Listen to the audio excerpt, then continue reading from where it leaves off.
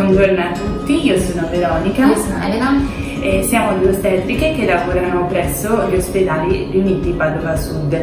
Siamo qui oggi per spiegarvi come nel nostro reparto stiamo lavorando per rispettare l'evento nascita e renderlo quanto più possibile vicino ai desideri di voi mamme che state per affrontare questa esperienza unica nella vita. Rispettare il parto cosa significa? Significa dare la possibilità ad ogni donna di vivere l'esperienza del parto, della nascita del proprio bambino secondo i propri valori, la propria cultura, i propri desideri e quanto più possibile secondo le proprie aspettative. Per questo motivo noi cerchiamo di rispettare e preservare la salute del nascituro, ma diamo anche molta importanza alla salute della vita del madre-bambino. Le linee guida dell'Organizzazione Mondiale della Sanità sostengono e ci ricordano che l'esperienza del parto deve essere un'esperienza quanto più possibile positiva per la mamma e per il bambino. È importante quindi che venga accompagnata da una persona di fiducia che la sostenga durante questo evento. Un ruolo fondamentale è anche la condivisione dei piani assistenziali tra i professionisti e la donna. Per questo cerchiamo di puntare alla comunicazione, al consenso in tutte quelle che sono le procedure, non solo quelle che si discostano dalla fisiologia, per esempio l'induzione del travaglio, un parto operativo, un taglio cesareo urgente, un'episiotomia, ma anche per tutte le procedure che vengono messe in atto durante il travaglio, per esempio le posizioni libere, le visite durante il travaglio, il bagnetto che viene fatto al neonato, eventuali farmaci che vengono somministrati alla donna. Rispettare questo evento significa non solo permettere alla donna di farsi accompagnare dalla persona che ritiene più opportuna durante il travaglio e il parto, ma anche di assumere durante il travaglio le posizioni libere quali carponi sul fianco accovacciata che permettono di affrontare meglio l'intensità delle contrazioni e quindi sopportarle meglio e permettono anche una miglior mobilizzazione del bacino al fine di favorire l'espletamento del parto. Un fattore molto importante per un parto positivo è che la donna durante il travaglio sia seguita sempre o per quanto possibile dalla stessa ostetrica con quella che noi chiamiamo assistenza one-to-one. Ecco che nel nostro reparto l'organizzazione del personale permette di avere un'ostetrica dedicata ad ogni donna per quanto possibile anche in caso di contemporaneità di travagli. Questo permette la creazione di un legame tra donna e ostetrica, di un legame di fiducia e sicurezza, soprattutto anche di empatia, che permette un buon esito del travaglio e del parto. Per salvaguardare la privacy delle mamme che affrontano il travaglio e il parto, le nostre sale parto sono delle sale parto che noi utilizziamo singolarmente e che sono dotate anche di un bagno privato e che quindi permettono alla donna di avere un ambiente protetto e privato. Inoltre durante il travaglio, per il contenimento del dolore, cerchiamo di utilizzare vari strumenti come la cromoterapia, l'aromaterapia, la musicoterapia, le posizioni libere e anche ci avvaliamo dello uno strumento principale che è l'acqua. Non solo la doccia, ma abbiamo anche la possibilità di utilizzare la vasca.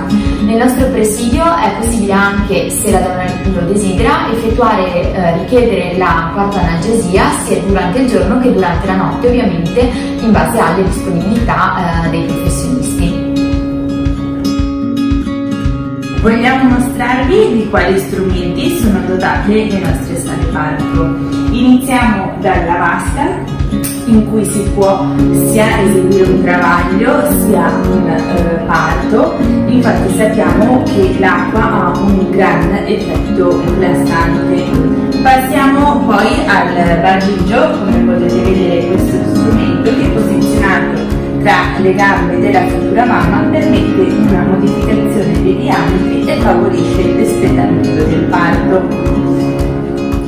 Nelle nostre sale parto trovate anche questa palla, molto usata durante il travaglio perché permette il rilassamento. Siamo inoltre poi dotati delle palline da Pilates che servono alla donna per ricevere un massaggio da parte del marito o dell'ostetrica.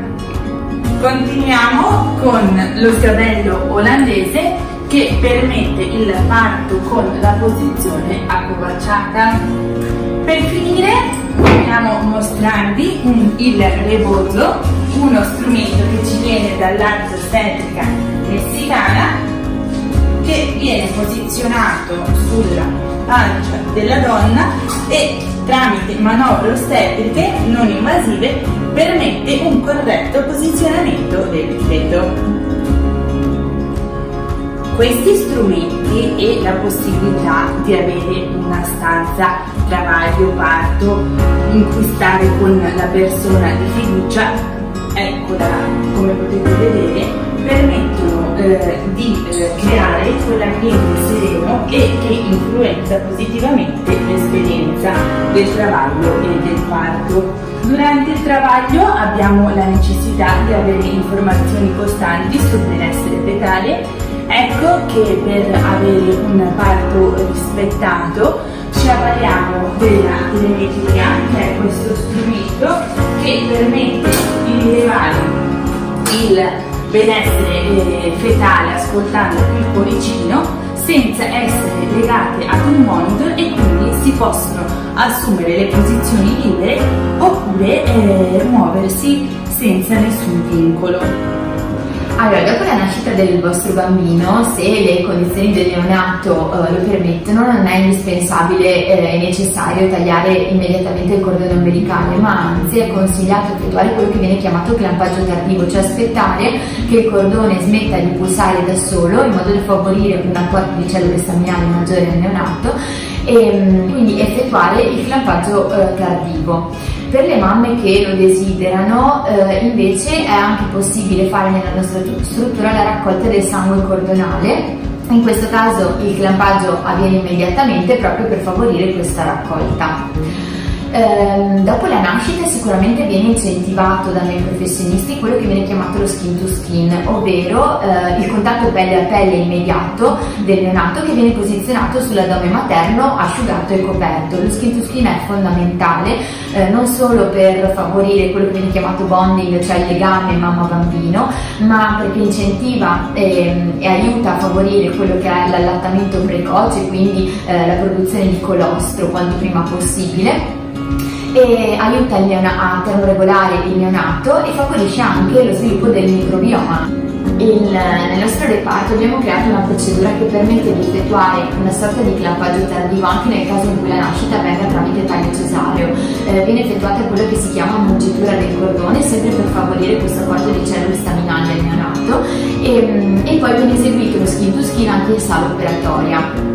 Per aiutare e favorire questo legame mamma-bambino a supporto di questa cosa, nel nostro reparto l'organizzazione prevede che il neonato stia in stanza con la mamma 24 ore su 24, in quello che viene chiamato rooming in. Questo per fare in modo che la mamma diventi sempre più autonoma nella gestione del neonato e anche in supporto del compagno che può passare delle ore durante l'orario di degenza, e ovviamente tramite controllo e supporto dei professionisti.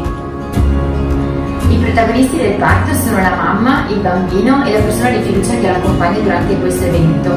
Per questo è fondamentale che la mamma si senta accolta, che si senta a proprio agio e che si fidi del personale che la accoglie. Quindi mamme, informatevi, andate a conoscere le sale parto, andate a conoscere il personale che vi lavora, perché siete voi le vere protagoniste dell'evento nascita.